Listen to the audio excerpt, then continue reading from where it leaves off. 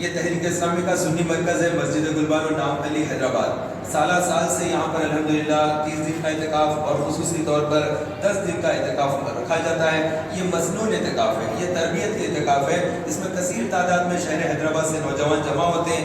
10 دن کا اعتکاف ہوتا ہے، تعلیم اور تربیت کا بہترین نظام ہوتا ہے اور کسی قسم کی کوئی فیس نہیں لی جاتی ہے۔ سحری اور افطار کا جو نظم ہے الحمدللہ تعالیٰ یہاں پر کیا جاتا ہے، اور اس اعتکاف کے اندر برکتیں اللہ تبارک و تعالیٰ نے برکتیں رکھی ہے اعتکاف کے اندر، کہ بندہ جب اعتکاف کرتا ہے تو گناہوں سے بھی محفوظ رہتا ہے۔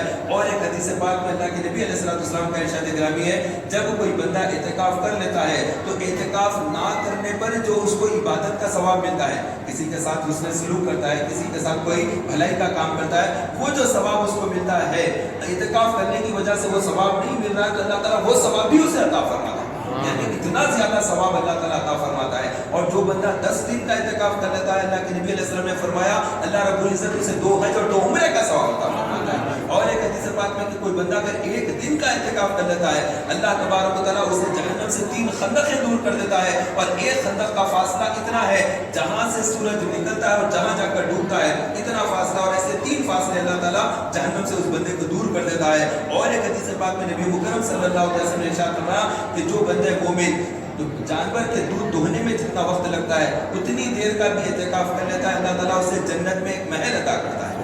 جنت میں اس کے لیے ایک محل ہے جو اتنی دیر کا اعتکاف، میں سمجھتا ہوں مغرب سے عشاء کے درمیان میں بھی اگر کوئی بندہ اعتکاف کر لیتا ہے تو اللہ تبارک و تعالیٰ اسے بھی اتنا ثواب عطا فرماتا ہے۔ تو ہمیں چاہیے 2 حج، ہمیں چاہیے 2 عمرے کا ثواب، اور یہ آسان طریقہ یہ ہے کہ 10 دن کا اعتکاف کر لیا جائے اور مسجد کے اندر آ جائے۔ اعتکاف کے اندر نیت ہونی چاہیے کہ میں معتکف ہوتا ہوں، اور مسجد سے قدم اگر باہر نکالیں گے تو اعتکاف ٹوٹ جائے گا۔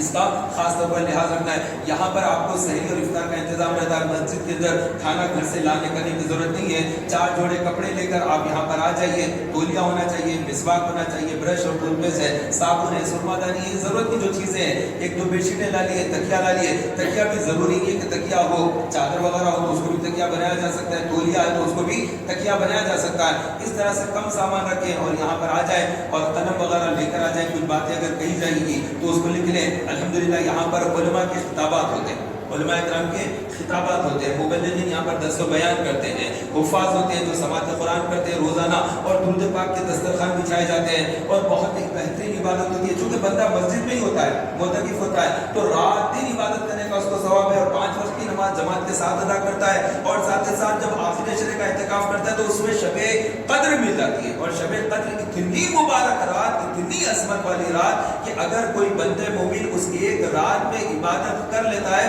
اللہ تبارک و تعالیٰ اسے 1000 مہینوں کی برابر ثواب عطا فرماتا ہے۔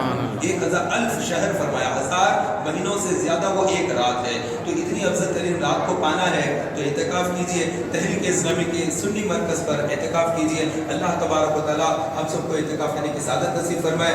اس ویڈیو کو بھی آپ عام کریں تاکہ دوسرے بھائیوں تک یہ پیغام پہنچے اور وہ بھی تحریک اسلامی کے سنی مرکز نام علی حیدرآباد آ جائے۔ السلام علیکم ورحمۃ اللہ۔